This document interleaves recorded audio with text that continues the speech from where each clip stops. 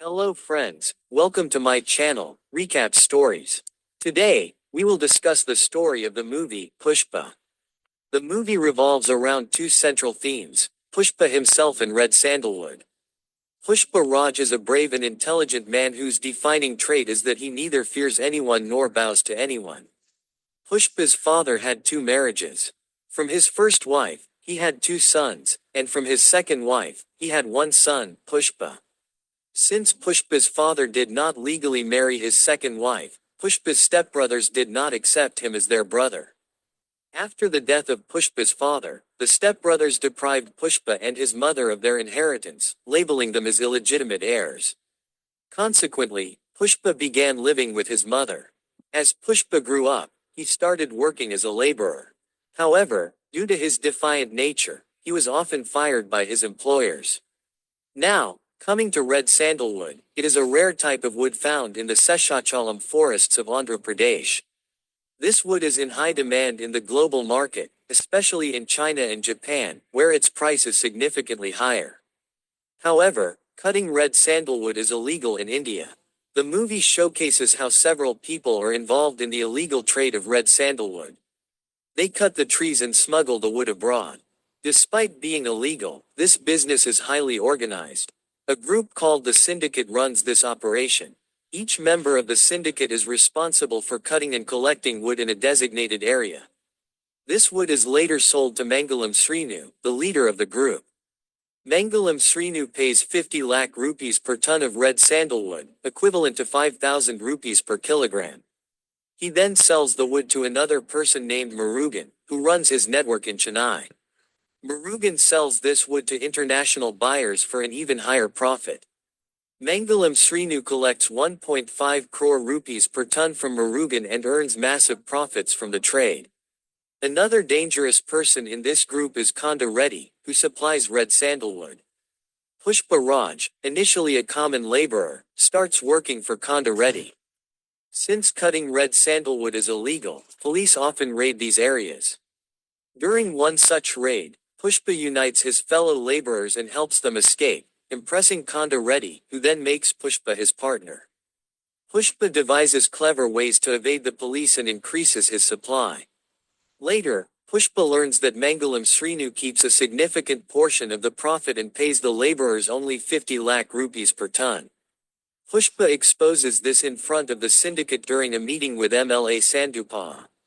As a result, Mangalam Srinu is removed, and Pushpa becomes the new leader. Pushpa amasses wealth but soon faces a new challenge in the form of SP Banwar Singh Shekhawat, a proud and ruthless officer. When Pushpa tries to bribe the SP, he refuses to respect him. On the day of Pushpa's wedding, he humiliates the SP, proving that without his uniform, he holds no power. The SP becomes furious and vows to take revenge. The story of Pushpa 2 begins at Yokohama port in Japan, where workers discover red sandalwood in a container and inform their boss. When Pushpa arrives in Japan to claim his payment, he learns that his payment has been withheld. Pushpa, accompanied by some men, inspects the container. Inside, they find a man who turns out to have Pushpa's face. Seeing Pushpa, the men attack him, but he defeats them all with his strength. During the fight, they question Pushpa about his identity and why he is there. Pushpa responds to everyone in Japanese, introducing himself as Pushpa and stating he has come to collect his payment.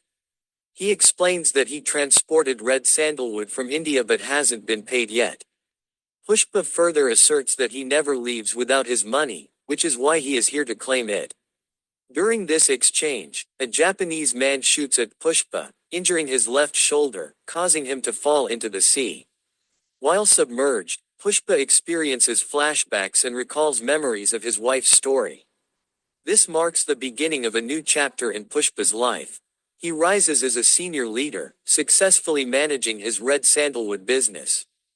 Pushpa shares an excellent rapport with Centigrade and ensures the well-being of his laborers by paying them generously and taking care of their needs. One day, while the laborers are cutting red sandalwood in the forest, SP Shekhawat disguises himself as a laborer and joins them. Shortly after, the police arrive and arrest everyone.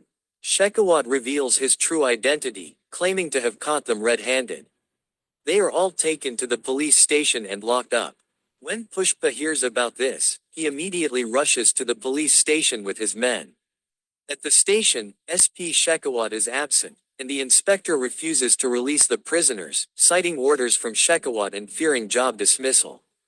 Pushpa counters this by offering the police officers a bribe equivalent to their lifetime salaries. The officers laugh, resign from their jobs, accept the money, and release all the prisoners. Upon returning, SP Shekhawat finds the station empty and learns that Pushpa bribed the officers and freed his men. Furious, Shekhawat vows to take revenge. In the next scene, Pushpa visits MLA Sindapa, showing immense respect for him. The reason is that Sindapa had appointed Pushpa as the syndicate leader. Sindapa informs Pushpa about an upcoming meeting with the chief minister due to the approaching elections and urges Pushpa to attend. Pushpa's wife, upon hearing this, requests him to take a picture with the chief minister. She wants to display it at home to showcase her husband's association with influential figures. Pushpa laughs and agrees to the request. Pushpa, along with MLA Sindapa, meets the chief minister in his office. The chief minister greets them but declines Pushpa's request for a photograph, insulting him instead. He mocks Pushpa for following his wife's wishes and belittles him. Sindapa intervenes, requesting the chief minister to reconsider, but he angrily dismisses them both. Deeply hurt by the insult, especially towards his wife, Pushpa becomes determined to avenge the disrespect. Sindapa consoles him, but Pushpa asks whether Sindapa would agree to a photograph if he ever became the chief minister. Sindapa humbly replies that while he would gladly oblige, he does not see himself fit for the role. Pushpa, however, resolves to make Sindapa the chief minister, no matter the cost, even if it requires spending 100 crore rupees.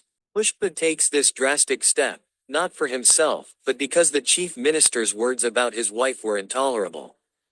Pushpa and Sindapa meet a younger sibling of a political party leader, offering him 5 crore rupees to lobby on Sindapa's behalf. This message is relayed to the elder brother of the chief minister.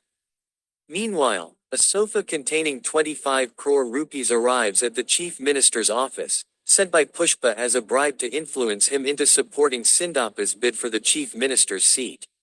The chief minister agrees to the plan and decides to make MLA Sindapa the next chief minister. However, Pushpa faces another challenge, raising the required funds. Pushpa tries to close a large deal to gather the money needed for Sindhapa's election as chief minister. Pushpa begins by evaluating the value of red sandalwood collected through syndicate members, which he initially sells to Morgan. Morgan, in turn, exports it from the Rameshwaram port to international buyers. Pushpa then decides to bypass Morgan and directly deal with international buyers, as Morgan only pays him 1.5 crores for a ton of red sandalwood. However, selling it directly in the international market would fetch a higher profit.